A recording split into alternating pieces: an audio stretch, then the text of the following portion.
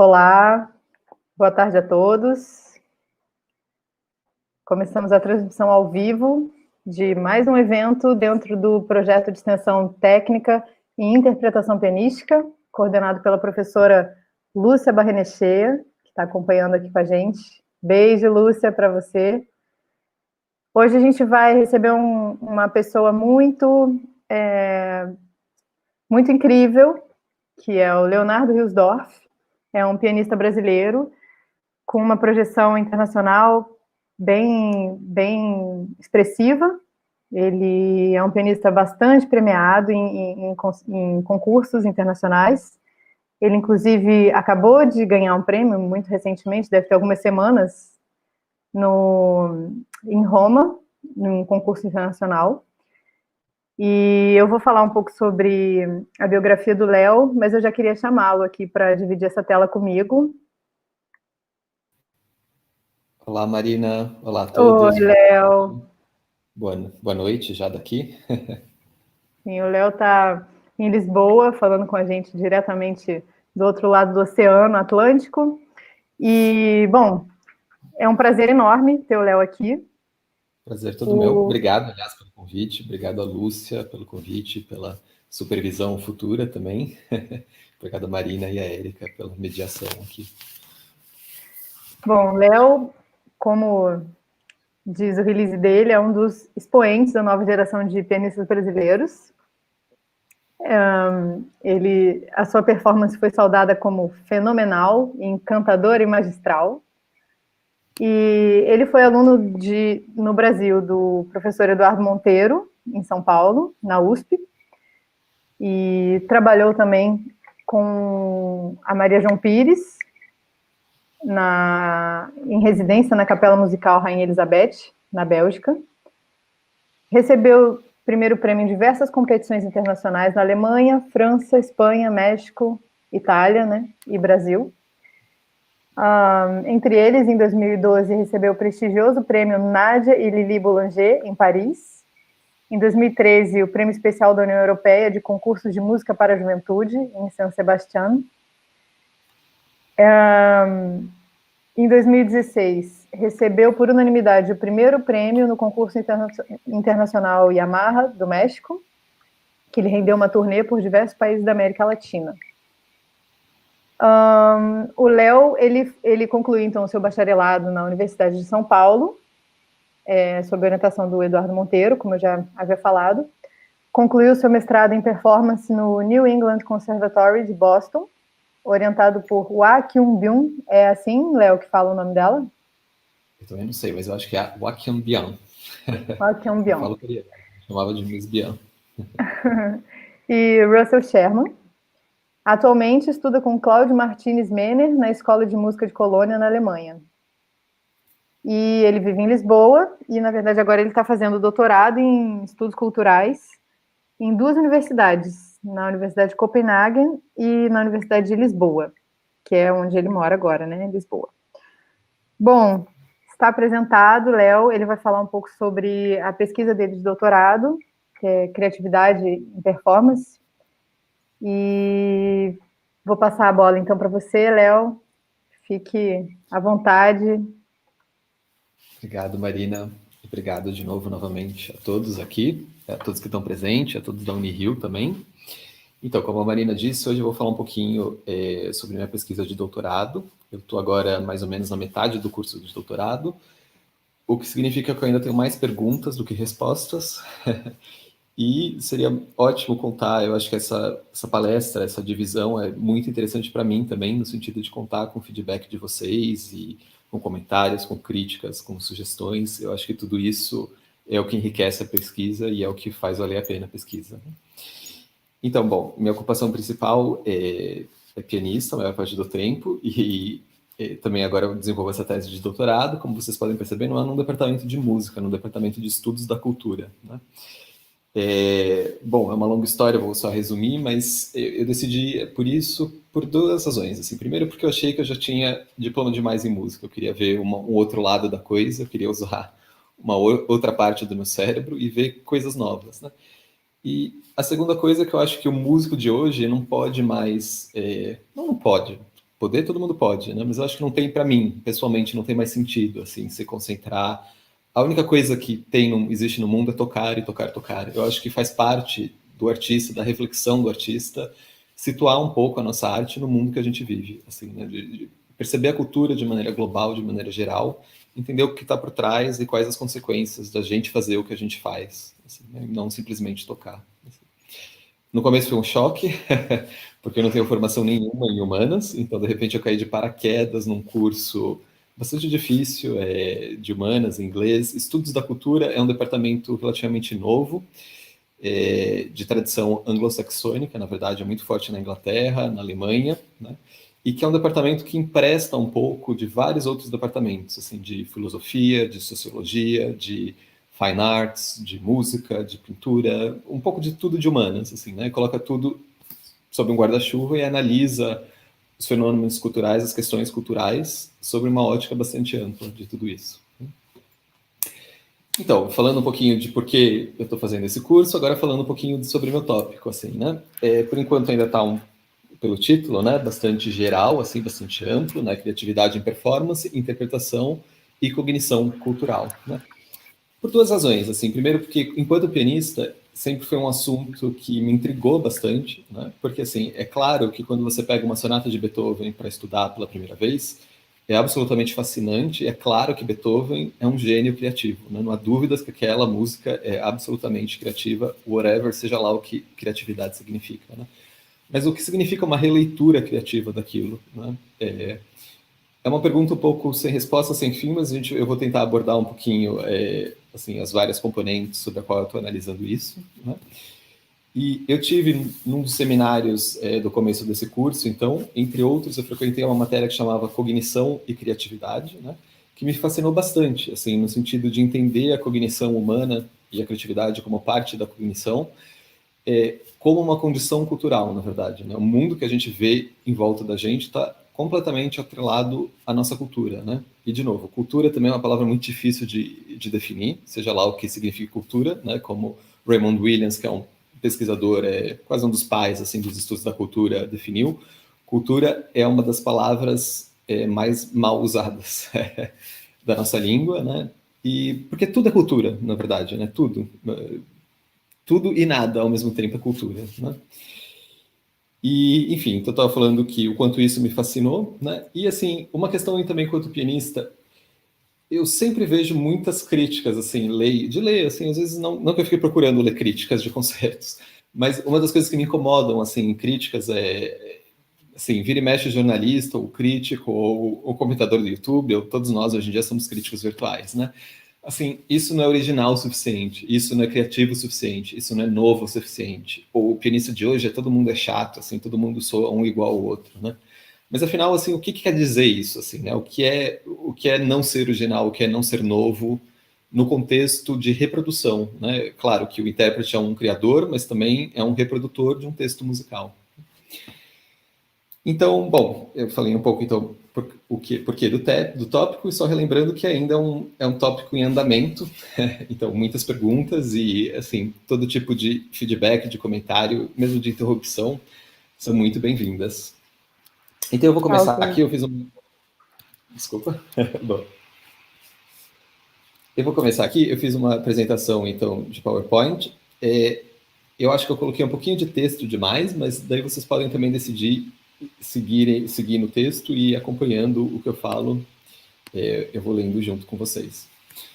Então, introdução. Então, introdução falando um pouquinho de o porquê também desse tema e o que despertou minha curiosidade. Em um artigo escrito para o jornal The Guardian, em 2012, o renomado crítico de música clássica Martin Kettle afirma que os pianistas de concerto modernos se tornaram enfadonhos.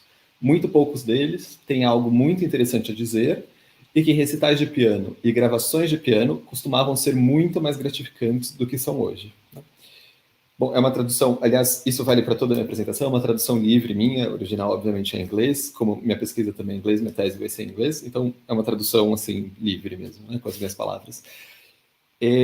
Duas coisas sobre então isso, eu me lembro eu mesmo de ler esse artigo em 2012 e ficar bastante assim chocado por algum motivo, né, porque ele cita nomes, assim, nomes de grandes pianistas, assim, eu me lembro Kissing, ele fala, eu acho que Schiffer também está lá, né, E foi um artigo que gerou bastante controvérsia naquela época, assim, né? Teve bastante projeção, assim, muitos comentários nas redes sociais, muitos compartilhamentos e tudo mais, assim, né? E me chamou bastante atenção justamente de ficar pensando e refletindo, mas o que é ter algo novo a dizer, né? Numa sonata de Beethoven que já foi gravada e tocada 1 milhão de vezes, assim. Eu acho que é um lugar comum fácil criticar que isso não é novo, né? Mas ao mesmo tempo, o que é ser original, né? Por outro lado, eu devo confessar que eu, enquanto intérprete, enquanto pianista, eu não sei se eu concordo também com ele. Eu acho que sim. Eu acho que sim, porque meus pianistas preferidos, assim, se você me perguntar o que eu ouço quando eu ouço piano, eu acho que eu citaria todos, quase todos do século passado, assim, né? Então eu acho que existe alguma coisa aí que o digital, que a modernidade trouxe pra gente, que interferiu nessa identidade única de cada intérprete, de cada performance, né? Então, continuando aqui, dentro da tradição da música clássica ocidental, a preeminência na performance é reconhecida por aqueles que vão além das realizações de seus colegas e professores para oferecer uma visão nova e criativa em seu campo específico. Bom, ainda criativa é uma palavra em aberto, a gente está tentando definir o que é isso em performance. Muitos autores tentaram a tarefa virtualmente impossível de cunhar uma definição para a criatividade, que fosse pertinente e inequívoca para uma série de campos de conhecimento. Isso parece especialmente problemático nas artes, onde a criatividade é frequentemente considerada um processo abstrato e indefinido.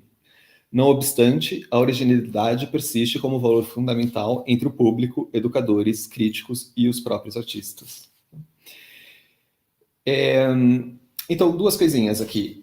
A primeira é essa questão da originalidade. Acho que todos nós concordamos que quando você vai ouvir um concerto em que a pessoa vai tocar ali, não sei, os 24 Preludes e Fugas de Bach, não sei quem, mas há quem toque, não sei, o que você vai buscar é ouvir algo novo, algo fresco, algo que te toque não só por ser original, mas que faça reviver aquela obra em você, assim. E criatividade na academia, eu acho que no mundo geral que a gente vive, é uma palavra que ficou muito fashion, né? Só que eu acho que não ficou fashion por razões nobres, assim, ou por razões artísticas, ou por razões de conhecimento.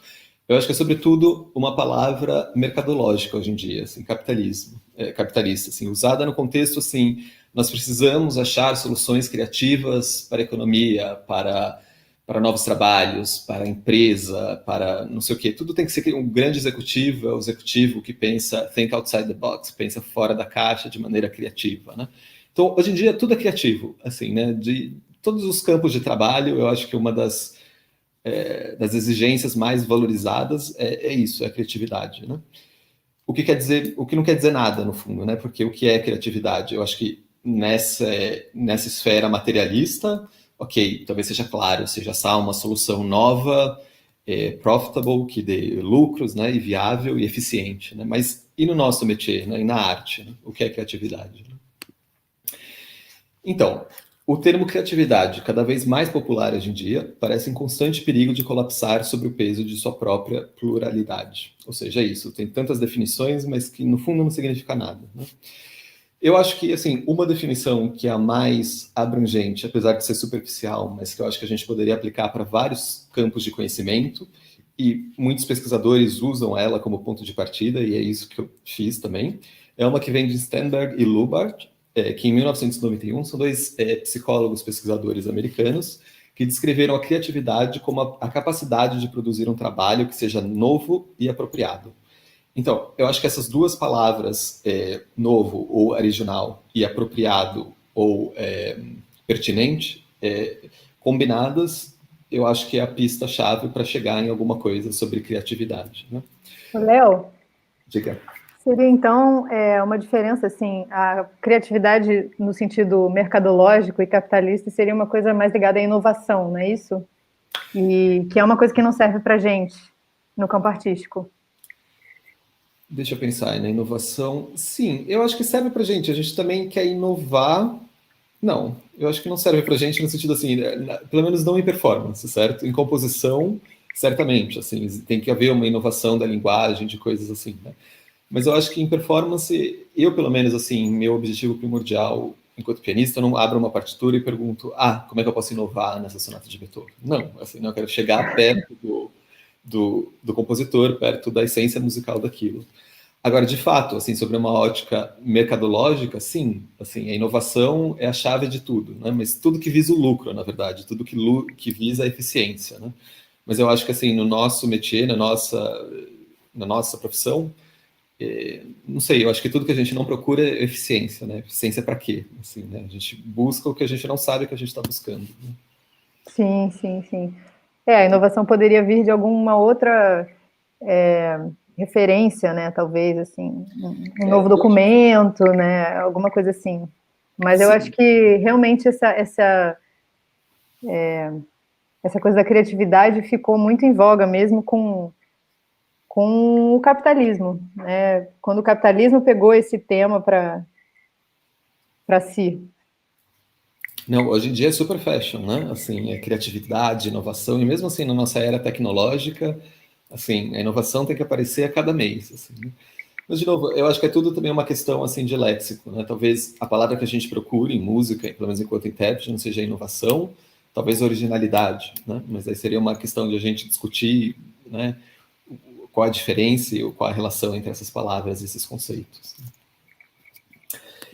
E, bom, então, continuando aqui. Então, a pergunta central, assim, não é propriamente uma pergunta, mas uma questão de partida, mas na interpretação do cânone da música clássica, música de concerto ocidental, o que significa uma performance nova e, sobretudo, o que é uma performance apropriada, né? Quem que julga e quem que valida a pertinência, o apropriado de cada interpretação, né? Então, algumas considerações sobre essa pergunta inicial é que qualquer resposta sobre isso, ou qualquer pensamento sobre essa pergunta, é inevitavelmente um julgamento tendencioso, uma vez que é intrinsecamente dependente da estética social e dos valores culturais colocados por determinada sociedade e um determinado período da história, né? Então, foi aquilo que eu falei no começo, assim, essa parte de cognição cultural. A gente julga, a gente entende o mundo pela cultura que a gente conhece, que a gente está inserido, né? Que, enfim, seja lá de novo que seja a cultura, mas na sociedade e no tempo que a gente está inserido, né? E a gente vai discutir muito mais essa questão, mais um pouquinho para lá, né? E depois, outra consideração que é inegável que a criatividade artística só pode ser julgada dentro de uma série de restrições sociais e culturais em constante mudança. Então, desafia definições e quantificações precisas, né? Aquela coisa, o apropriado de hoje, né, de 2020, talvez, não sei também quem que julga, mas se a gente falar, não sei, exame de conservatório, num concurso de piano, whatever seja, né? Assim, provavelmente como as pessoas tocam mesmo Beethoven, ou tudo bem, tem toda a questão de performance historicamente informada por trás, Beethoven também, mas um pouco menos, talvez. É, a maneira como as pessoas julgam e ouvem hoje já é diferente de 1950, né? Então é mesmo um processo estético que está em constante mudança, né? Então, assim, todo esse caminho que eu estou tentando percorrer em busca de não de uma definição, porque isso é muito pretensioso, mas em busca de um esclarecimento maior sobre o que é ser criativo enquanto performer, né? Talvez já não faça mais sentido em 10 ou 20 anos, né? É uma coisa que a gente tem que sempre julgar, assim, baseado na sociedade, no tempo que a gente vive. Então, continuando aqui, eu vou dar agora, então, um panorama do tópico e das questões de pesquisa. Então, assim, expondo as questões de pesquisa, eu espero também engajar vocês, assim, e me ajudarem a pensar sobre o tópico, que são, na verdade, os pontos de partida para a pesquisa subsequente, que eu já comecei, obviamente, mas que eu estou partindo daí. Minha intenção, então, é analisar a criatividade sobre duas óticas. Uma, a individual, que é o que aquela definição acima fala do novo, né? Que está, sobretudo, ligado à interpretação musical, a relação do intérprete com o texto musical de um compositor, né? De uma terceira pessoa. E a segunda intenção é de analisar a criatividade sobre a ótica coletiva. Aliás, não é só uma intenção, mas é uma obrigação, porque eu acho que não dá para a gente falar em criatividade e em performance sem analisar a dimensão individual e coletiva, porque o fazer musical em si já é um tripé, né? Já é um tripé que tem o intérprete, o compositor e necessariamente o público, né? A audiência, né? Então existe uma dimensão social e coletiva para qualquer fazer artístico, na verdade, né? Mas então, o coletivo julgar um pouco, analisar um pouco o que é esse apropriado, né? O que é apropriado para o público, né? Para a sociedade, para os críticos ou para quem, para os conhecedores, né? Que, de novo, tem a ver com a dimensão cognitiva e cultural da criatividade e performance. Eu não estou seguindo as perguntas aqui, mas se alguém quiser já comentar e fazer alguma coisa, vão interrompendo. Enfim, eu até vou olhar, mas eu tenho uma pergunta também, porque como que você, não sei se eu já estou me adiantando no que você vai falar a partir de agora, mas como que você vai analisar o coletivo? Porque são muitos coletivos, né? Se você for tocar uma sonata de Beethoven, se você for fazer uma performance de Beethoven em um teatro em Paris, é uma cognição cultural. Se você for fazer isso num teatro na China, sei lá, seja diferente. No Brasil vai ser diferente, né? Não sei. Absolutamente. Eu já tinha pensado isso, já tinha discutido isso também com o meu orientador, mas é por isso que eu vou entrar assim, pisando em ovos na parte coletiva, no sentido, eu não vou, propriamente, a minha intenção não é analisar a reação do público em si, mas eu vou tentar fazer isso com uma resenha, eu vou também falar mais disso, bem mais disso no final, mas com uma resenha crítica das críticas sobre determinadas gravações ou performances, entendeu? Críticas de diferentes partes do mundo, em diferentes épocas, né? Então, na verdade, eu vou tentar analisar essa situação coletiva, né? Talvez sobre a ótica dos críticos, que eu também não sei qual a validade e pertinência disso, porque eu também não sei qual a validade da opinião do crítico. Mas, enfim, é impossível, seria impossível num trabalho de doutorado individual eu ter a pretensão de, enfim, de analisar a dimensão cultural, o impacto de uma performance ou a percepção de criatividade, justamente, que vai ter uma sonata de Beethoven na China, ou no Japão, ou em Paris, ou em São Paulo, né? Então, essa parte eu vou entrar com cuidados. Tá, eu só ainda acrescentaria uma coisa, que é uma sonata de Beethoven, no caso, vamos fixar nesse exemplo, né, que a gente está falando desde o início da sua palestra, é uma sonata de Beethoven interpretada por um pianista brasileiro. Também tem essa dimensão cultural do intérprete, né? Assim, tem um Sim, sim. tripé, né? Assim, então, de novo, o intérprete, o compositor, a audiência, todos de culturas diferentes, de nacionalidades diferentes, de épocas diferentes, assim, né? Mas, de novo, é por isso que, assim, é um pouco cômodo e fácil. Existe um buraco mesmo, eu acho, de conhecimento, assim, pelo menos conhecimento acadêmico, dessa questão de criatividade em performance, porque é um assunto muito delicado, assim, é mais fácil falar que é impossível definir isso, assim, né? Mas eu acho que isso não contribui muito para o entendimento da criatividade e da nossa arte também, o que ser original significa para manter a música clássica ocidental viva, né? É mais fácil cair no talento, na inspiração divina, no, assim, não tenho dúvidas que Horowitz foi assim, um momento brilhante, iluminado por Deus e é absolutamente genial e original, né? Mas isso eu acho que contribui pouco para a gente começar a discutir e a pensar mais a respeito. Com certeza. Então, continuando aqui. Então, na performance, agora voltando aqui para a dimensão individual da questão, que é a criatividade de performance, né? Na performance do cânone da música de concerto ocidental, que combinação de elementos convergem para uma interpretação dita criativa, né?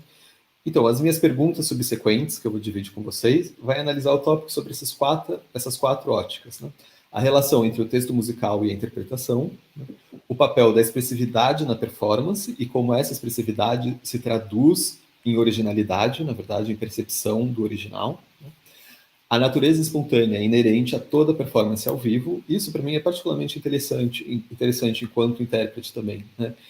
Essa questão da espontaneidade, que na verdade é um fator causador da originalidade, assim, né? Porque você pode ter feito todas as suas escolhas interpretativas e preparações, mas uma vez que você está no palco, é muito provável não, é certeza que muita coisa vai acontecer diferente do que você imaginou, do que você planejou, né?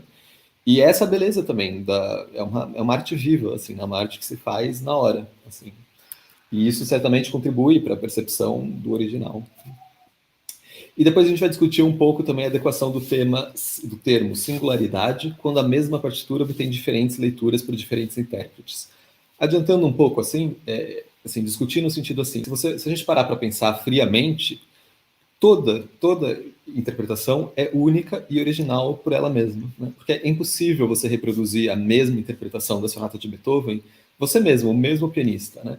Em uma ocasião diferente, assim, né? Mesmo que você tente, assim, é absolutamente impossível. Nunca vai ter a distância, o milésimo de segundo que você tomou entre uma nota e outra, ou a agógica, ou o som, ou o timbre, vai ser diferente, né? E essa combinação de elementos vai ter um resultado diferente e original, né? Então, no fundo, toda performance é original por si só. né? Mas, de novo, isso não basta para a gente discutir e para a gente entender o que é ser criativo enquanto pianista.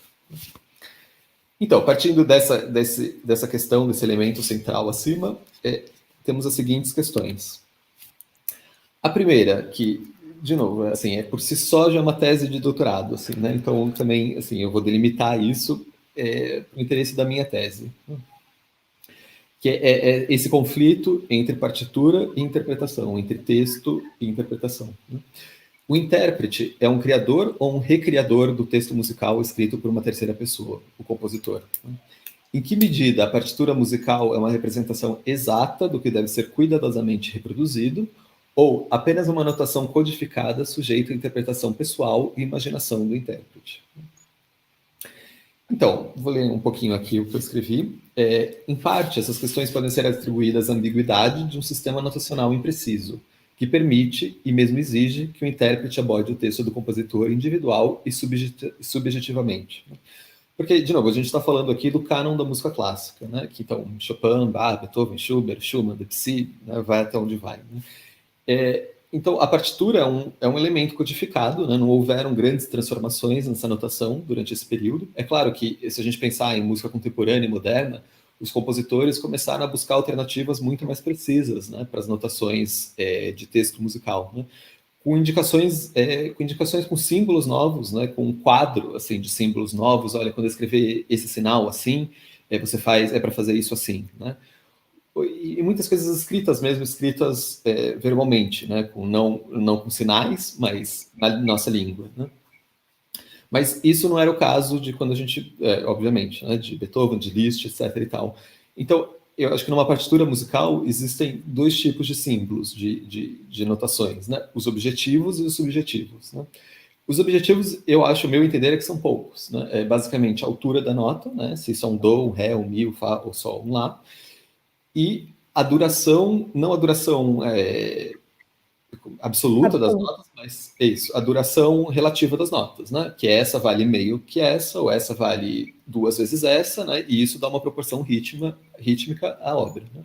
Agora, todo o resto, assim, se a gente pensar em andamento, em tempo, em timbre, em som, em frase, em articulação, em pedal, em expressão, em agógica, é absolutamente subjetivo, né? E por mais que o compositor se esforce por exemplo, partindo do nosso rei Beethoven, falando de novo de Beethoven, que realmente, assim, o que ele escrevia era o que ele queria absolutamente, assim, mas ainda assim é limitado, assim, né? Ainda assim a gente tem uma vaga ideia, uma vaga ideia, a gente imagina, a gente espera chegar perto do que ele queria, mas não sabemos como ele ouvia essa música da partitura na cabeça dele.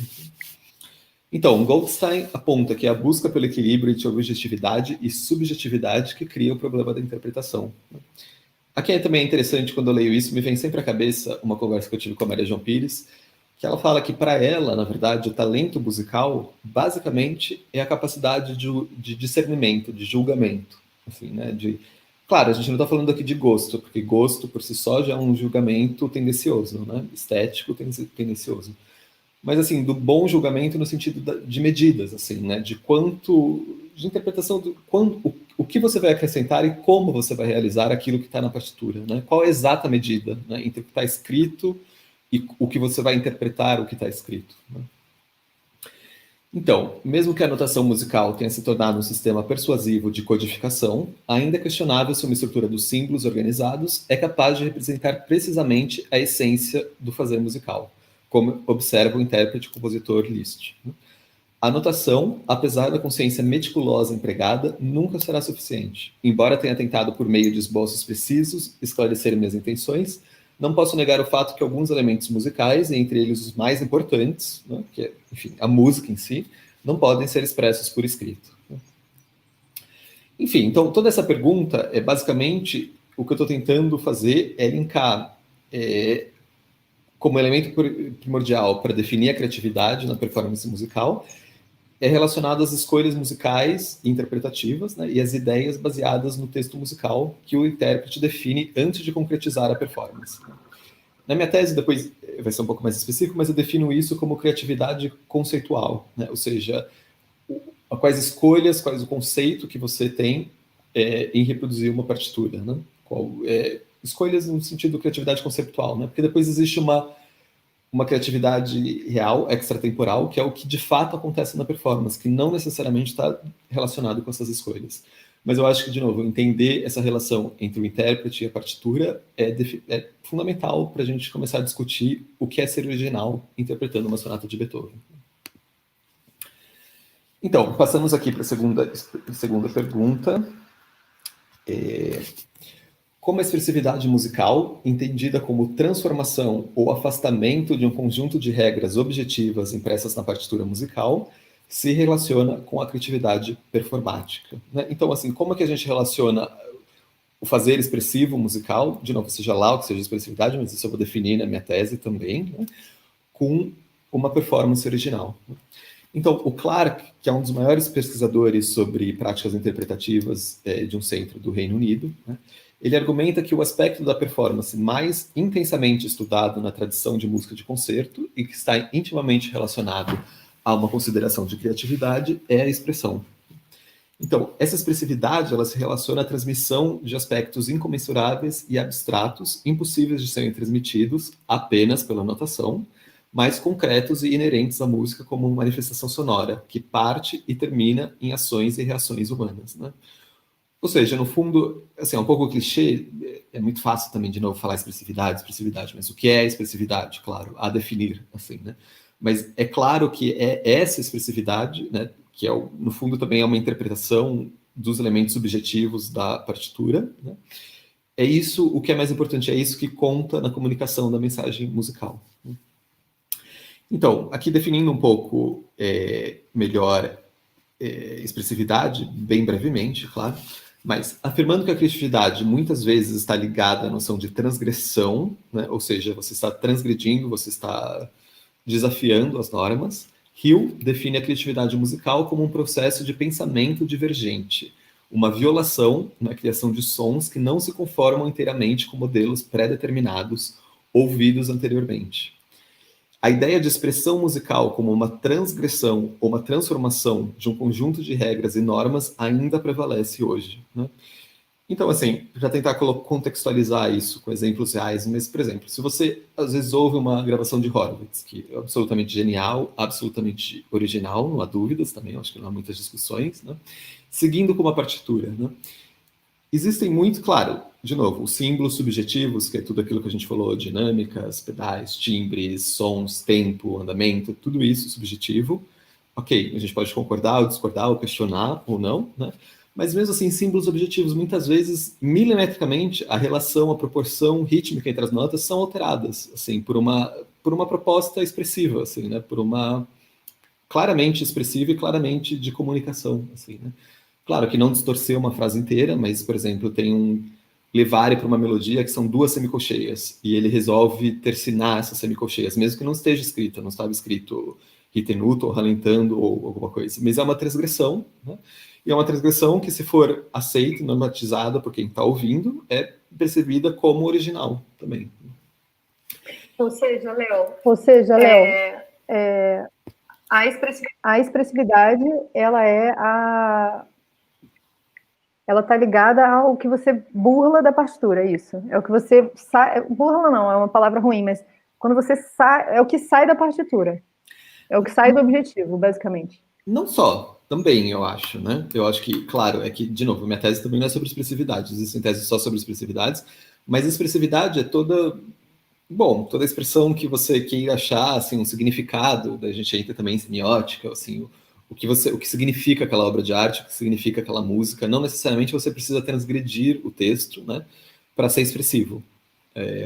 Mas certamente que transgressões são percebidas, não sempre, né? De novo, a gente vai, culturalmente, eu vou falar depois disso, quando são percebidas como, assim, idiosincráticas ou como inaceitáveis, ou só, essa pessoa é maluca, não tá tocando tudo errado, ou como, nossa, que interessante, que original, assim.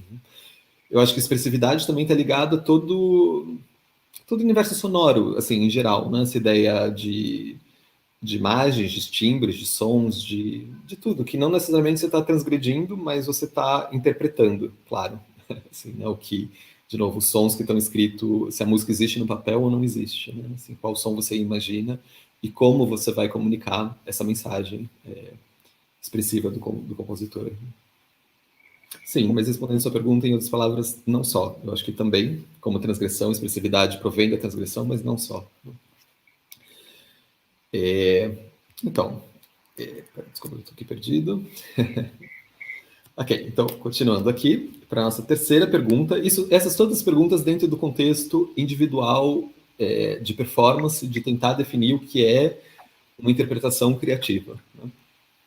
Então, qual o papel da espontaneidade e da natureza imprevisível de toda performance ao vivo na percepção da criatividade musical? Né?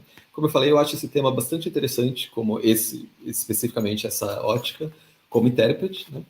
E tem um estudo muito interessante e extenso, conduzido por Ginsburg e Chaffin, que seguiu a preparação de uma canção de Schoenberg por cantor e pianista e a subsequente performance dessa canção. Ele seguiu, durante os ensaios, eles faziam marcações claras e registravam o pensamento de cada intérprete, né? Então, o que eles concordavam entre eles, assim, aqui eu vou fazer um ralentando, aqui a gente vai crescer, mesmo que não esteja escrito, aqui vamos tomar um tempo, aqui vai ser esse timbre, aqui a gente vai... As milhões de possibilidades musicais, né, que a gente poderia discutir, e fizeram uma anotação, então fizeram um mapa, né, interpretativo e um registro de pensamentos, né?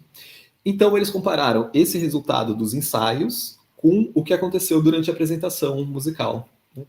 E, surpreendentemente, eles descobriram, com o aval dos intérpretes, que também falaram para os pesquisadores o que eles estavam pensando durante a performance, né? E comparando com os pensamentos durante o ensaio, né?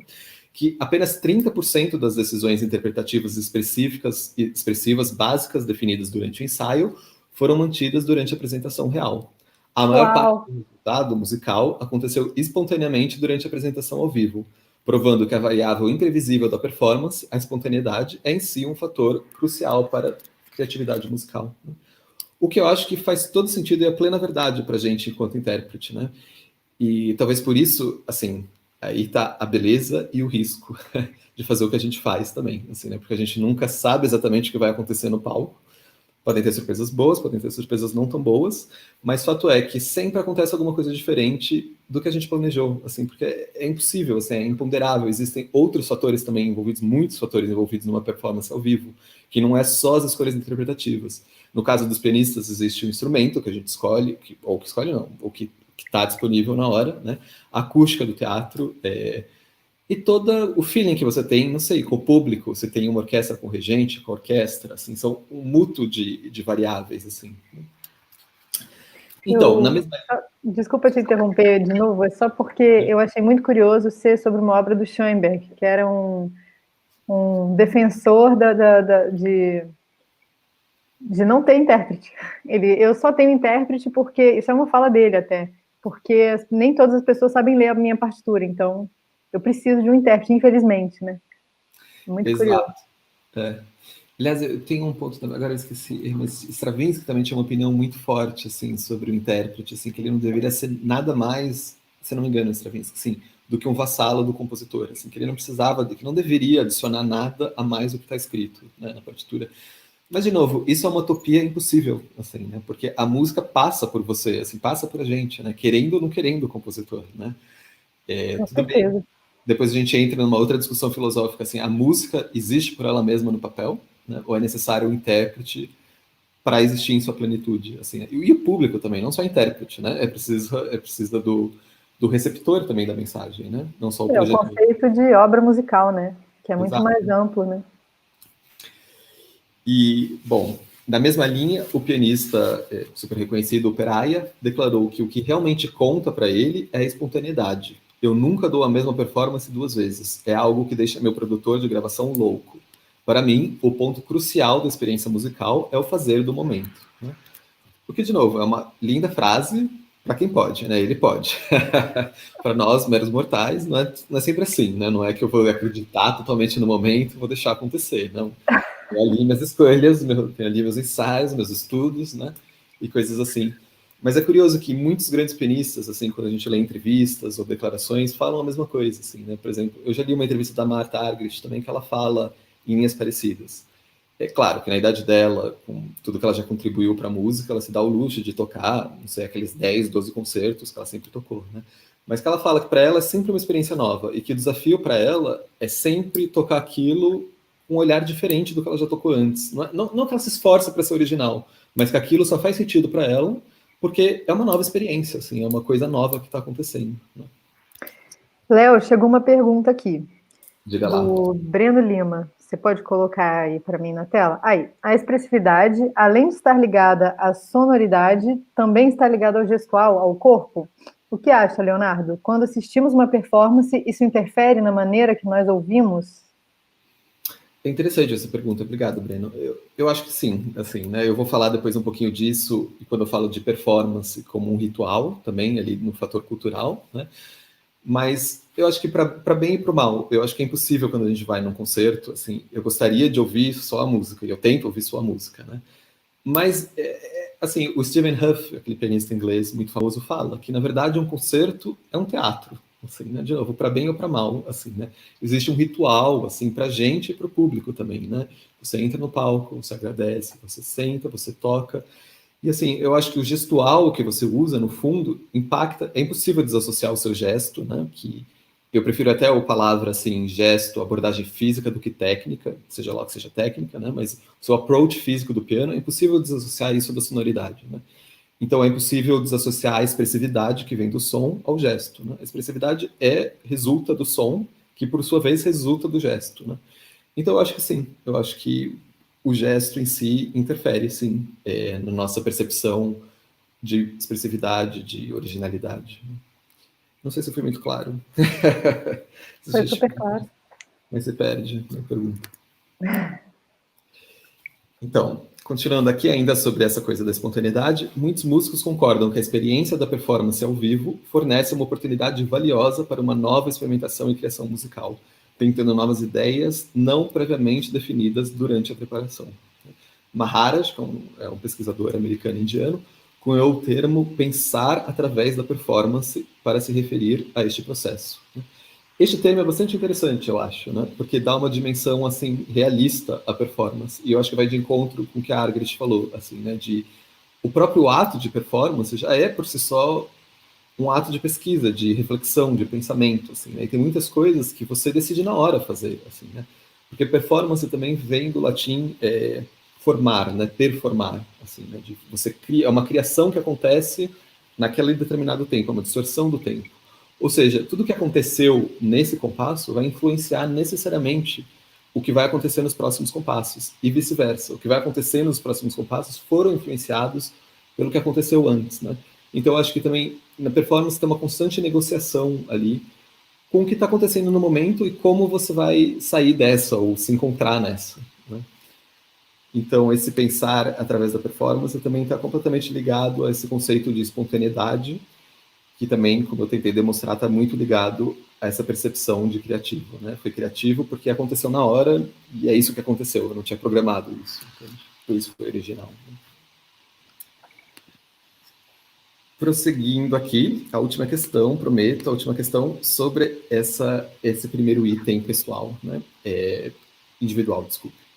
Que é aquilo que eu falei no começo, discutivelmente, não seria cada execução musical única, já que é irreproduzível em todas as suas nuances em um momento diferente, até mesmo pelo mesmo intérprete, né? Seria uma performance criativa a menos um rearranjo distinto e infinito dos elementos musicais subjetivos, né? Aqui, então, um pouco a gente já falou um pouco dessa pergunta, mas é isso, assim, por definição, toda interpretação musical é única, porque não dá para reproduzir, a não ser que seja gravado em CD e você depois coloca o CD para tocar. Daí sim, daí não é única anymore. Assim, né? E, de novo, enquanto intérprete, assim, todas as nossas escolhas, por mais nobres que sejam e por mais originais que sejam, no fundo é um rearranjo de um elemento musical que é infinito, na verdade, porque os rearranjos são infinitos, né? Mas a verdade é que alguns elementos objetivos a gente não pode fugir da partitura, né? A nota é o que é, a proporção rítmica deve ser o que é, às vezes pode ser ou não ser, assim, né? Não tem nada assim, tem muito original nesse rearranjamento, entende? Mas não existe nada original, eu não posso reescrever a sonata de Beethoven, né? E também não quero, porque já é perfeito do jeito que é, assim, né? Então, aqui, desculpa, acho que tirei aqui minha tela. Aqui é inevitável relembrar a noção de áurea, de Walter Benjamin, segundo a qual toda obra de arte tem uma suposta essência que se perde na sua reprodução, né? Nesse caso, uma performance diferente. O Clarke, que também é um grande pesquisador, eu não sei se foi dele que eu falei antes, mas que trabalha no mesmo centro que o Cook e que o Rink, né, no Reino Unido, defende que a singularidade de uma performance resulta ou do fato de cada performance apresenta características peculiares não encontradas em qualquer outra performance, ou que uma dada performance, embora não radicalmente original, é um rearranjo de elementos combinatórios no qual o resultado não é encontrado anteriormente. Né? Porque, de novo, o rearranjo é infinito, né? Porque imagina que em cada compasso você pode rearranjar o pedal, o timbre, a dinâmica, a agógica, tudo, né? Se você combinar os 450 compassos de uma peça pequena em todos esses itens, né, você tem 1 bilhão de possibilidades. Então, no fundo, é inesgotável a recombinação, né? E é essa a beleza da nossa arte também, né? Eu acho que é isso, por isso que a gente também escolheu ser músicos, assim, né? E escolheu tocar pela milésima vez uma sonata de Beethoven. Então, logo, uma performance musical, a criatividade também abrange a recombinação em sua definição. O Schaffer apontou para uma direção semelhante ao afirmar que a performance virtuosa é criativa de duas maneiras. Primeiro, no sentido pretendido por Chomsky, que é um grande linguista, para a linguagem, que é baseada em uma gramática generativa que permite a construção de uma variedade infinita de sentenças. Né? Então, essa gramática generativa, no nosso caso, seria a partitura musical, os elementos objetivos, né? Usando um conjunto finito de regras. Né? A interpretação subjetiva, mas que segue um certo padrão, uma certa regra. Né? Em segundo lugar, com o tempo, a pessoa pode explorar as consequências de estender ou modificar partes da gramática. Né? Isso é uma afirmação um pouco mais complexa, acho que a gente não precisa discutir muito agora, mas, assim, por exemplo, Horowitz, o exemplo que eu dei, né? Quando ele muda ali a proporção rítmica de uma passagenzinha ali, de um trinado que vai levar para uma melodia, né? Isso tem consequências na gramática toda da música e na percepção, na transmissão da mensagem, na percepção da originalidade, na recepção dessa mensagem. Essa é a verdade. Enfim, então, desse primeiro lado, que é explorar a criatividade enquanto interpretação, foram essas perguntas, e agora eu vou falar um pouquinho de criatividade musical como condição cultural, que se insere mais no meu departamento e, enfim, que eu acho bastante interessante perceber a criatividade como cultura. Marina, eu não sei se a gente está muito... Eu estou muito fora do tempo, né? Agora que eu estou me dando conta. Fique à vontade, Léo. Estamos com você. Tá, então vamos lá. Então, a essência da percepção da criatividade musical depende das interações fundamentadas em amplos sistemas sociais e institucionais. Né? Envolve não apenas a distribuição de conhecimento entre diferentes indivíduos, mas também a negociação desse conhecimento entre eles. Né? No caso da performance musical, muito claramente existe aí um tripé, né, de distribuição de conhecimento e de negociação entre o compositor, entre o intérprete e entre o ouvinte e o público. Os contextos culturais são eles próprios definidos pelas opiniões e preferências das pessoas dentro de determinada cultura. Se a originalidade de algo depende do julgamento cultural de sua pertinência, né, aquele primeiro conceito que a gente viu de criatividade, que era apropriado, então conclui-se, desculpa, tem um errinho aqui, conclui-se que a percepção da criatividade, também outro errinho, resulta da combinação da opinião das pessoas aptas à apreciação dentro de uma dada cultura em dado momento histórico. Isso foi uma introdução para as questões que vêm a seguir. Então, a primeira questão dessa dimensão social da criatividade é como os valores culturais estabelecem a linha entre idiosincrasia e originalidade na avaliação de uma performance criativa. Esse assunto também eu acho bastante interessante, particularmente como intérprete. Então, um estudo empírico feito por Hepp comparou a avaliação aritmética dada por especialistas e estudantes de música a diferentes performances de uma pequena obra de Schumann e o prelúdio de Chopin. Então, basicamente, ele fez as pessoas ouvirem e darem uma nota de 0 a 10. Né? A investigação concluiu que pontuações significativamente mais altas foram atribuídas a apresentações que obedeciam às práticas musicais gerais do nosso tempo, as práticas ditas normalizadas, em comparação com apresentações que eram percebidas como individuais ou muito autênticas. Né? E é interessante também aqui a gente perceber que é exatamente isso, assim, né? Inconscientemente ou conscientemente, né? Mas, assim, quando a gente ouve uma coisa radicalmente diferente, né? Ou a gente se fascina, porque é absolutamente genial, como no caso de Horowitz, ou aquilo lá não serve para nada, assim, ele não tem ideia do que ele está fazendo, está completamente fora do texto. Né? o que as pessoas aceitam melhor e gostam mais de ouvir é uma coisa que elas estão acostumadas a ouvir, né? E eu acho que prova disso por exemplo, você queria falar mal, mas já falando mal, são os concursos de piano, por exemplo, assim, né? Eu acho que, assim, a tendência é as pessoas que tocam mais comum, mais normalmente, mais como o júri espera ouvir, se darem melhor, né? Quem tenta buscar uma voz muito original ou muito assim, nunca vai agradar a todo o júri, né? Eu tinha uma professora nos Estados Unidos que falava que, assim, no fundo vai ganhar quem ofender menos os jurados. Ou seja, quem ofender com a sua voz própria menos os jurados, né? Eu só comentando, teve uma vez que eu fui fazer um concurso e no recital de abertura, um dos membros da banca tocou o meu repertório. Então foi muito horrível. Eu nem assisti. Isso deve acontecer direto. Porque aí você sabe que você está ofendendo, né? Você ofende com consciência. Você pode ser sem querer. Pois. Bom, concursos também são um tópico à parte. Enfim, mas então, esse resultado revela um conflito atual no campo da música clássica, entre a necessidade de entregar uma performance que ao mesmo tempo seja aceita e apreciada pelo público, né? Mas ao mesmo tempo com a preocupação de projetar uma voz individual e autêntica, ou seja, ter algo novo a dizer, como aquele crítico falava, né? Então, ao mesmo tempo que a gente precisa fazer uma coisa que consiga estabelecer uma comunicação, existe uma pressão, uma expectativa de fazer algo novo, né? Então, há uma linha tênue separando os limites da criatividade e da idiosincrasia na interpretação da música de concerto. E a criatividade pode facilmente submergir na excentricidade e incompreensibilidade.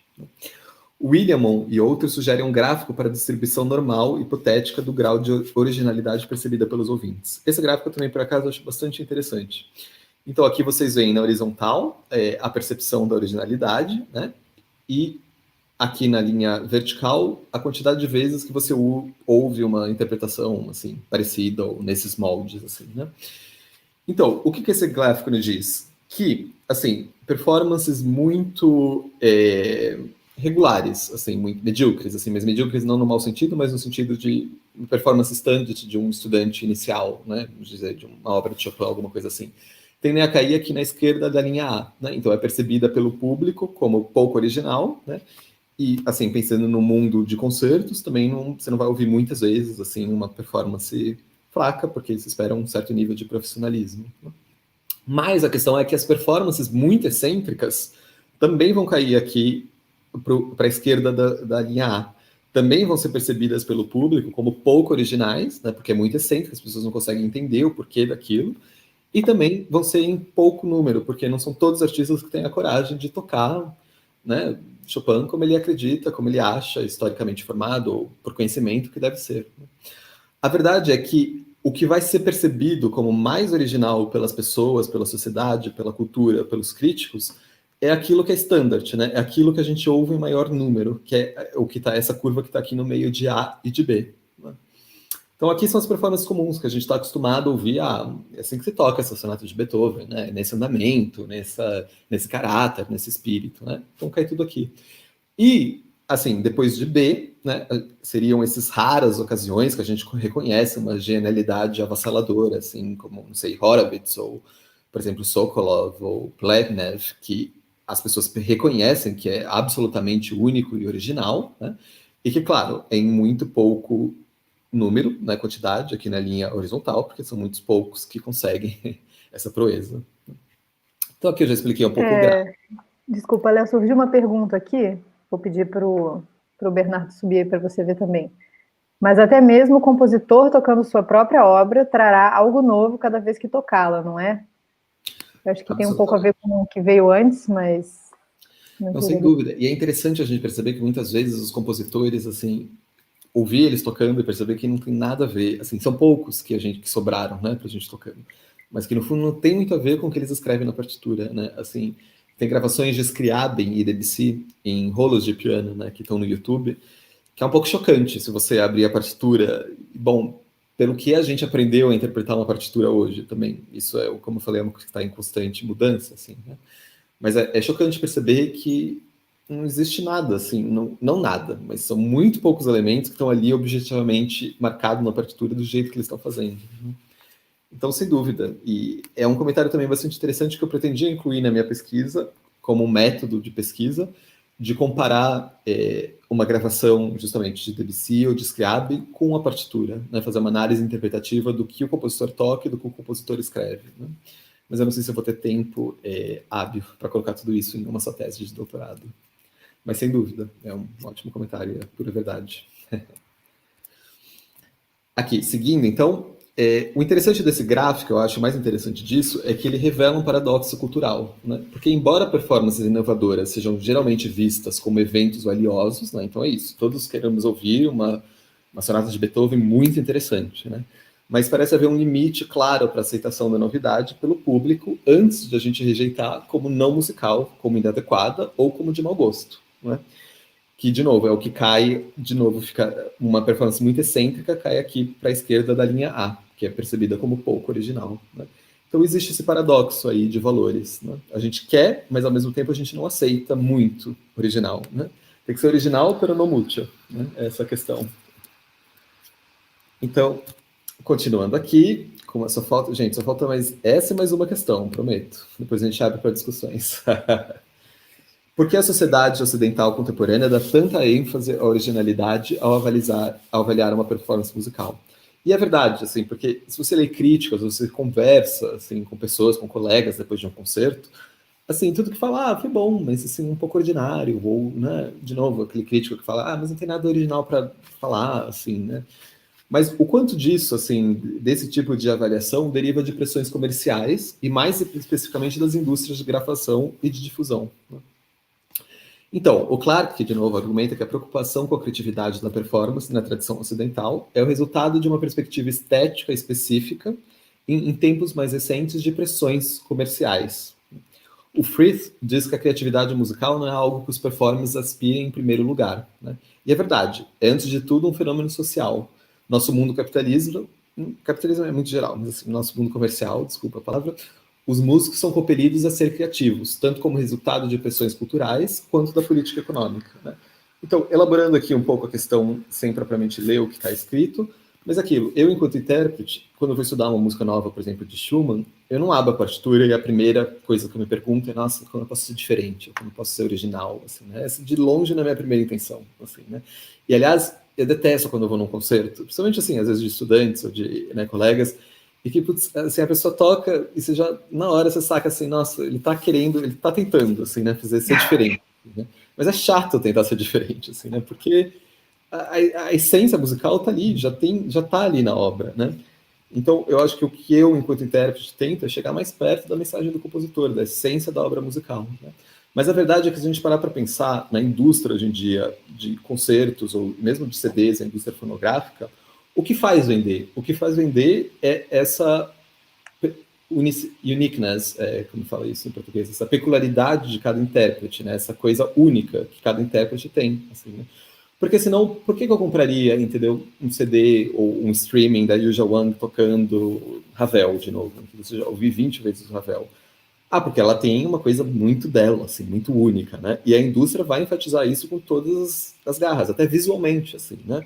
Na capa vai estar lá uma foto de alguma característica muito peculiar daquele intérprete, né? Da Yuja uma coisa, mas pode ser qualquer outra coisa, assim, uma gravata borboleta, ou uma personalidade um pouco sombria, ou uma coisa assim, né?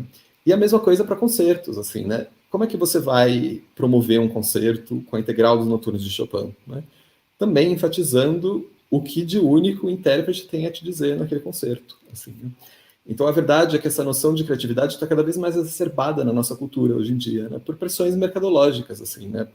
Mas, por um lado, assim, estou falando do negativo, mas pelo lado positivo, de que se for a originalidade que mantenha viva essa tradição de música de concerto, né, do passado, esse cânone vivo, que ótimo, né, que as pessoas sejam originais, e de novo, aquilo, cada performance é original por natureza, porque passa por um intérprete diferente e é uma performance diferente. Assim. Eu tenho um comentário, na verdade, né, no chat do Diego Dourado, e ele fala que depende muito do nível de conhecimento musical do público. Quando a música é apresentada para um grupo leigo, não são perceptíveis essas nuances de interpretação, ou até mesmo alguns erros. Exatamente. Mas é por isso... Desculpa, eu só vou acrescentar botar mais lenha na fogueira desse comentário dele, que eu assisti eu fiz na verdade, tem um artigo que compara duas gravações de um intermezzo de Brahms, se eu não me engano. Um é de um pianista do Richter. É o Richter tocando, e depois é uma pianista pesquisadora que fez um trabalho musicológico super profundo, buscando documentos do Brahms e da época e tudo mais, e ela construiu uma interpretação, uma performance muito contrastante que qualquer leigo conseguiria comparar. Assim, ele não, talvez nem reconhecesse direito a música. Tamanha diferença interpretativa, né? Então, Exato. enfim, agora eu queria que você falasse sobre essas coisas aí. Mas essa pergunta do Diego também é bastante pertinente, mas é por isso que eu enfatizei, mas talvez não muito, mas aqui quando eu comecei a falar de criatividade musical como condição cultural, eu falei que também conclui que a percepção da criatividade resulta de uma combinação da opinião das pessoas aptas à apreciação. Né? Eu não quero de toda maneira soar, enfim, preconceituoso, alguma coisa assim. Acho que todos apreciam música porque é uma linguagem universal de maneira consciente ou inconscientemente, né? Mas é claro que o julgamento, quando a gente fala de quem vai julgar, quem vai normalizar certas performances, são os ditos entendidos, né? Apesar de muitas vezes não ser verdade, de um amador saber muito mais do que um crítico musical, né? Ou sentir muito mais. Né? Mas claro, você tem toda a razão, Diego, eu concordo com você. Eu acho que eu devo também deixar mais claro essa ótica. Mas de novo, eu preciso deixar claro sem ser elitista, não ser acusado de elitista. Não, e como você falou também, é muito mais complicado você avaliar públicos e, assim, sem um registro mais claro, assim, né, mais específico e pelos documentos, né, das críticas e tal. Então, e daí chegamos, aqui já falamos também da questão comercial da criatividade, e finalmente falando um pouco de um tema atual, que também influencia bastante nessa dimensão cultural da criatividade, que é como o consumo digital e o streaming da música clássica estão impactando a criatividade dos artistas, né? Levando em consideração do que foi definido anteriormente como criatividade musical, ou seja, o que vai ser definido, o que é ser criativo durante minha tese, né? Como o nosso mundo digital está impactando isso. Né? E a pergunta de $1 milhão, que às vezes eu olho para essa pergunta e eu penso que foi ela que me fez, foi o ponto de partida e supostamente vai ser o ponto de chegada da minha tese. Né? Que é se os pianistas de hoje são de fato menos criativos ou mais semelhantes uns aos outros do que o do século passado. Então, falando um pouco disso, ao longo da primeira metade do século XX, o mundo da música passou por grandes mudanças, principalmente devido ao advento dos sistemas de gravações. Então, com a chegada dos LPs por volta de 1950 e do CD, na década de 80, ouvir gravações se tornou um hábito tão comum e barato que gradualmente substituiu a reprodução da música ao vivo, como principal fonte de consumo musical para a maioria dos ouvintes. Não obstante, há uma quantidade limitada de pesquisas com o objetivo de analisar até que ponto os artistas de hoje são influenciados pelo streaming fácil e instantâneo de gravações digitais e como isso mudou as práticas musicais contemporâneas e as expectativas estilísticas dos ouvintes. A verdade, o resumo de tudo isso é que a paisagem sonora, antes da existência das gravações, era profundamente diferente do mundo que a gente vive hoje, do mundo sonoro que a gente vive. Né? Imagina que uma obra musical só era conhecida pelo público através de concertos ao vivo. Né? A música, então, não era apenas uma experiência auditiva, apenas um botão de distância do ouvinte. Então, falando também um pouquinho, linkando com aquela pergunta que o Breno fez, o ritual de fazer música envolvia uma presença física, uma interação social, para que a comunicação direta entre intérpretes e ouvintes pudesse ser estabelecidas. Não era só apertar um botão e dar play. Né?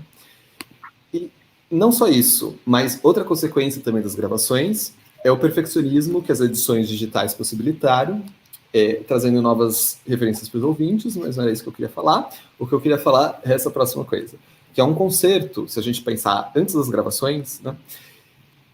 Uma pessoa só conhecia, por exemplo, vamos dizer, uma obra não muito conhecida do repertório, não sei, o Moresque de Schumann, talvez, para a gente, claro que é conhecido, mas para o grande público talvez não muito, né? A pessoa só tinha contato com essa obra quando um artista X estava fazendo uma turnê, né, naquela cidadezinha que ele morava. Né? E era a única vez que ele ia ouvir aquela primeira e talvez a única vez que ele ouvia aquela performance, né? Talvez 10 anos depois viria um outro artista X, né, que fizesse a mesma performance, uma outra performance da mesma peça, né? Então, a referência para ele julgar o que é e ele aceitar o que é criativo, o que é original, era completamente diferente, né, do mundo que a gente vive hoje, né? E eu acho que a digitalização na música clássica tem um impacto para nós também, intérpretes. Eu falei, então, dessa consequência do público, né? Mas também tem um impacto para nós, né, enquanto intérpretes. Então, o Phillips, aqui continuando, argumenta que nas primeiras gravações, os registros são capazes de revelar a diversidade dos músicos no início do século passado, diante da atual globalização artística e homogeneização dos estilos. Então, falando disso que eu estava falando do impacto no intérprete, hoje em dia, a ampla disponibilidade de gravações pelos maiores intérpretes do mundo acelerou a perda da diversidade interpretativa. De novo, é uma afirmação hipotética, mas que eu acho que faz todo sentido, né? Porque, indiscutivelmente, quando os artistas se ouvem constantemente, ocorre uma influência mútua tácita, né? Ou seja, inconsciente até, uma vez que a imitação sempre foi um modelo e um modo de aprendizado da música, e um aprendizado da vida, né? Se a gente parar para pensar nós, seres humanos, né? Enquanto bebê, como que você aprende tudo, a ver o mundo, a andar, a falar? Por imitação, assim, né? Então, assim, o fato de a gente ter contato com 200 humoresques diferentes já influencia a nossa percepção de originalidade e nossa interpretação da própria partitura também, né? Então, assim, o mundo digital está mudando radicalmente essa nossa relação do intérprete com a partitura, com a voz própria, com a originalidade. E eu me pergunto quanto disso também está linkado com essa nova moda de falar que os pianistas de hoje são todos chatos e é um igual ao outro, né? Eu acho que tem uma grande parcela de culpa, assim, eu ainda não sei muito como analisar essa problemática, né? Mas, então, os artistas são constantemente moldados por uma dinâmica de imitação, ajuste e rejeição do que eles entendem do ensino tradicional oral e das performances de outros músicos. Antes da disseminação do registro digital, e principalmente por questões geográficas e de mobilidade, as personalidades artísticas eram formadas apenas por aulas presenciais ou pela memória de ouvir outros artistas se apresentarem ao vivo. E a variedade de músicas que se ouvia era, obviamente, muito mais limitada do que no mundo moderno. Então, aquela coisa, quando você estava aprendendo uma sonata de Beethoven em 1920, né, as suas referências eram o que seu professor ia te falar na aula, né, e, às vezes, que você já ouviu aquela sonata ao vivo, né? Hoje em dia, nossa referência é dos 2.500 interpretações, né, 20 masterclasses diferentes e 10 tutoriais diferentes sobre grandes pianistas ou entrevistas falando sobre aquela sonata de Beethoven, né? Então, eu acho que essa questão cultural da digitalização está tendo um impacto enorme na percepção da originalidade, tanto por parte do público, que teve essa referência mudada, quanto por parte do intérprete também, que tacitamente está, obviamente, se influenciando por uma diversidade muito maior de interpretações. Então, tem duas perguntas aqui. Uma eu estou deixando mais para o final, porque eu acho que ela é mais... Enfim, fala um pouco desse conceito mesmo, né, de criatividade, essência musical. Mas, mais uma pergunta do Breno Lima.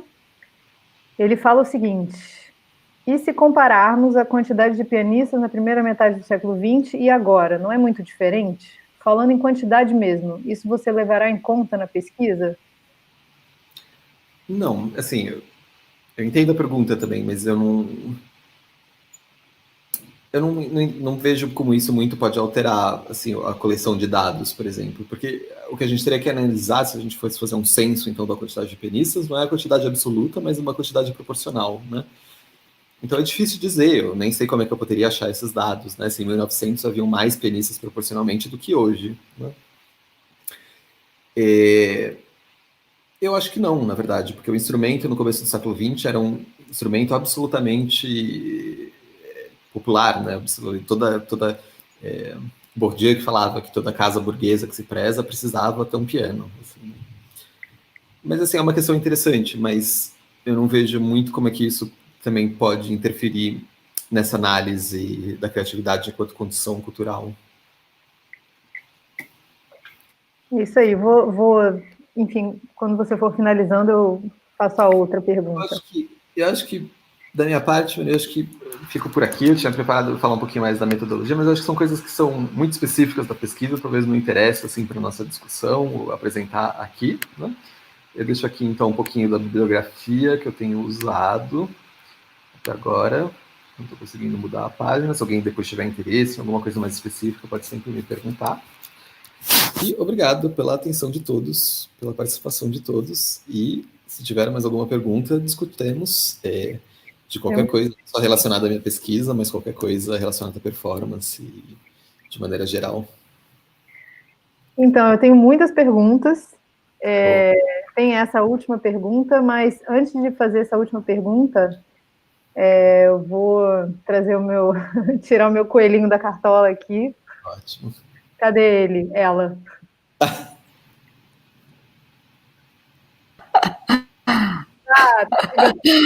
Aê! Olá, Marina, olá, Leonardo, olá a todos que estão ouvindo a gente. Eu sou o Coelho da Cartola. Com surpresas boas, espero. Pois é, olha, eu queria, assim, primeiro agradecer você, Leonardo, por estar aqui hoje fazendo essa fala linda para a gente sobre a sua pesquisa, que é tão interessante e tão, assim, instigante te ouvir, assim. Tenho certeza que todo mundo aqui que tá acompanhando também está assim com essas questões todas. Você trouxe muitas questões que são muito pertinentes, né, para nós pianistas, para nós músicos, intérpretes, assim. Então, realmente, assim, queria agradecer, assim, em nome do projeto, em nome do IVL, a sua presença, e parabenizar também a Marina, que está conduzindo, assim, maravilhosamente essa conversa. Tá todo mundo assim, ai, meu Deus. E aí, assim, eu fiquei aqui fazendo vários rascunhos, eu fiquei, assim, rabiscando, pensando no que você está falando. E aí, muitas das questões que você foi falando, depois você foi respondendo ao longo da sua fala, então eu acho que você está cobrindo o tema, assim, de uma maneira muito completa e muito cuidadosa, né, com as coisas, né. E eu imagino que todo mundo ficou assim, eu fiquei muito instigada, assim, particularmente, quando você começa a falar de criatividade, né, e aí você começa a coloca a criatividade meio de uma maneira em paralelo ao talento, né? Você fala que justamente a Maria João Pires falou que o talento vem dessa capacidade de julgamento, né? Né? Ou seja, de julgamento na interpretação, ou seja, das escolhas interpretativas, né? Você me corrija se eu estou entendendo errado o que você levantou, mas o talento no sentido de não só do bom gosto, mas da avaliação daquele material que lhe é oferecido ali, né? Através das partituras, né? E aí eu fiquei muito curiosa em saber de você.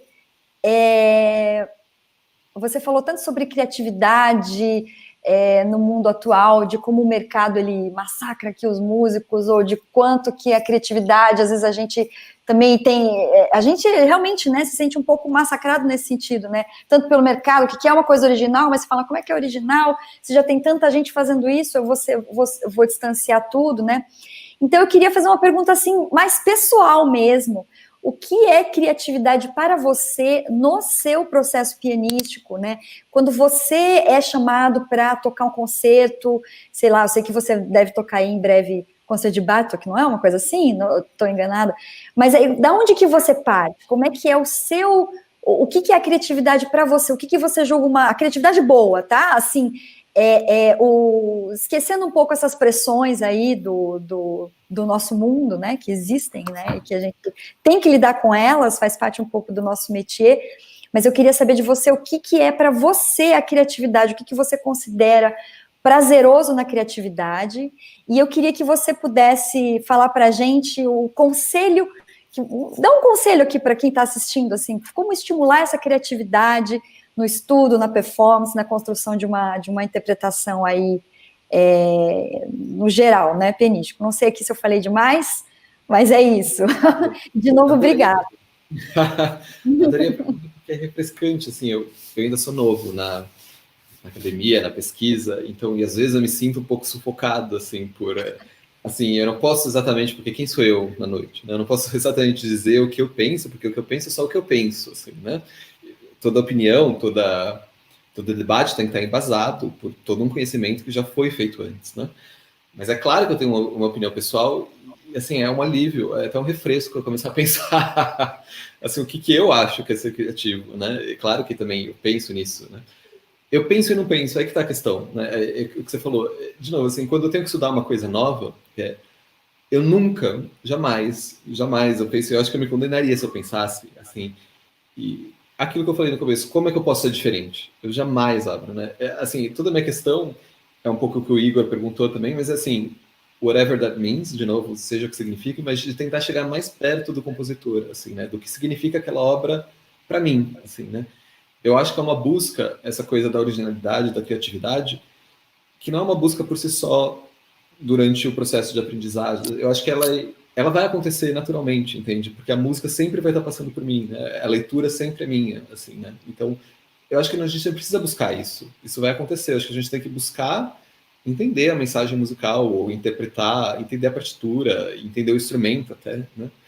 Mas não isso, né? Então eu penso um pouco, nesse sentido, eu penso um pouco criatividade na performance. Eu adoro, assim, na introdução do Schoenberg, do livro de harmonia da Schoenberg, né? Ele fala que muitas vezes, quando ele não tem uma solução para um problema composicional, ou que os alunos perguntam alguma coisa para ele que ele não sabe, que ele gosta de pensar naquele joguinho, sabe aquele joguinho que tem dois metais, assim, dois U's que se encaixam, ou N's, assim, que se encaixam um no outro, ficam todos amarrados e que você tem que conseguir lá desamarrar em sei lá quantos segundos, né? Que assim, você pode tentar brilhantemente desamarrar aquilo em 10 segundos e não conseguir de jeito algum, mas você chama uma pessoa brilhante, né? Você pode ficar tentando lá 10 minutos e não conseguir desenroscar, ou você pode ficar chacoalhando eles muito forte e aleatoriamente, né? Então, a hora que eles vão desenroscar, assim, né?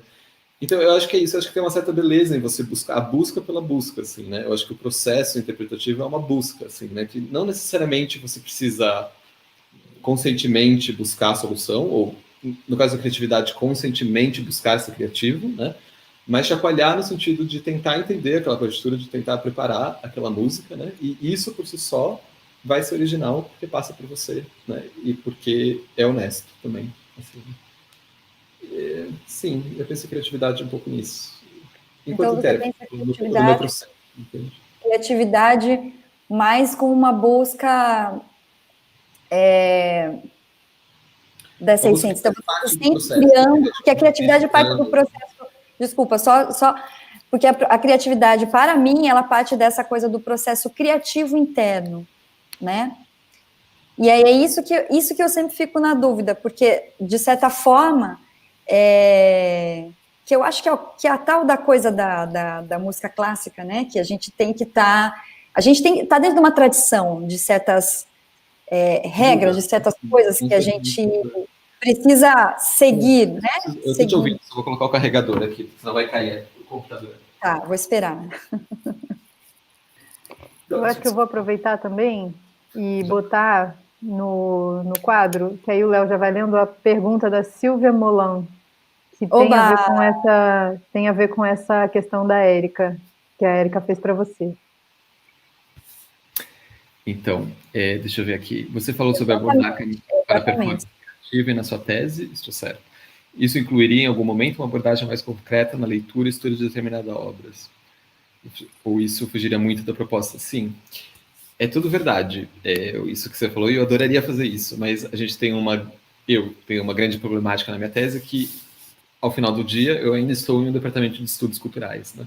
E a maior pertinência e interesse da minha pesquisa é analisar essa questão da criatividade musical sobre a ótica de cognição cultural, né?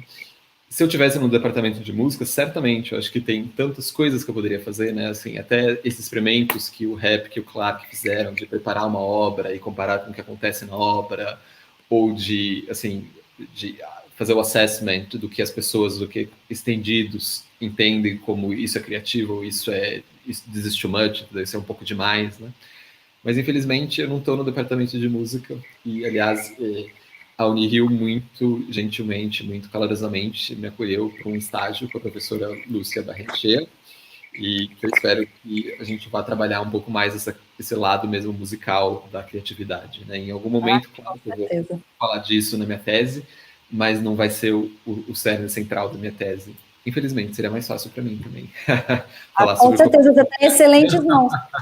A Lúcia é a pessoa que entende exatamente disso que você está falando, né? Ela me orientou no meu doutorado que eu finalizei o ano passado, assim, ela é maravilhosa, porque é aquela pessoa que consegue te dar uma clareza, né, nas coisas, nas questões, assim. Então, certamente você vai aproveitar. Puxando a sardinha aqui bem para o nosso lado, bem de leve. Assim. Boa, obrigado. Ó, mas eu vou deixar vocês dois aí conversarem, que eu sei que eu falo demais aqui. Mas, de novo, obrigada, Leonardo, e vou abrir para perguntas para outras pessoas também, não vou monopolizar aqui a discussão, mas aí obrigado pela participação e até já. Já, obrigado você. Érica, obrigada. Enfim, adorei ter a presença dela aqui também, refrescando essa conversa. Está sendo ótima mesmo. Eu acho muito bacana ser um pianista de tanta projeção como performer, né? Ter essa preocupação em sair um pouco do seu lugar de conforto, assim, supondo que tocar concertos pelo mundo inteiro seja um lugar de conforto, né? Mas sair um pouco dessa zona mesmo, conhecida, né? E partir para esses estudos culturais e se aventurar mesmo, né? E entender entender a importância, né, de você estar inserido nesse mundo inteiro, né, globalizado, e de como a arte se insere nele e você se insere nele como artista, né? Eu acho isso um grande exemplo, assim. Acho que a gente realmente pode ter no Léo uma inspiração nesse sentido, né? E aí eu queria, falando em inspiração também, houve uma pergunta aqui lá atrás, que eu queria guardar agora para a gente concluir. A gente vai concluir 4h30 mesmo, falta um pouquinho, mas seria essa pergunta aí: o que seria essência musical do ponto de vista dos estudos culturais? E eu queria linkar com outro, eu não sei se isso é necessariamente um conceito já, mas eu escuto muito falar sobre a verdade artística, né, e como que essa essência musical ou essa originalidade tem a ver com essa verdade que os artistas falam. Porque Rubinstein falando que os artistas, os pianistas são excelentes, mas eu me pergunto quando eles vão começar a fazer música. Esse tipo de reflexão, assim, né, que tem a ver com esse conceito de originalidade. Também. Assim, essa pergunta é muito perigosa, muito complexa, obviamente, porque a gente entra todo numa questão filosófica de semiótica, né, do que então, né, o estilo da música. Mas, ao invés de responder essa pergunta, eu gostaria de convidar, eu vi que quem fez essa pergunta foi o Igor Reiner, que é uma mente brilhante também, é um doutor pela King's College de London, em estudos sonoros, e é uma pessoa extremamente, uma mente brilhante, pensante. Então, ao invés de eu, um pobre pianista, responder isso, por que ele não aparece no chat e enriquece aqui nessa discussão? Igor, está aqui ainda? Ele deve estar acompanhando pelo YouTube. Vamos ver se ele responde por lá e a gente coloca por aqui. Mas eu me lembro que ele falou que ele teria que sair no final. Que pena. Tomara que esteja. Eu vou guardar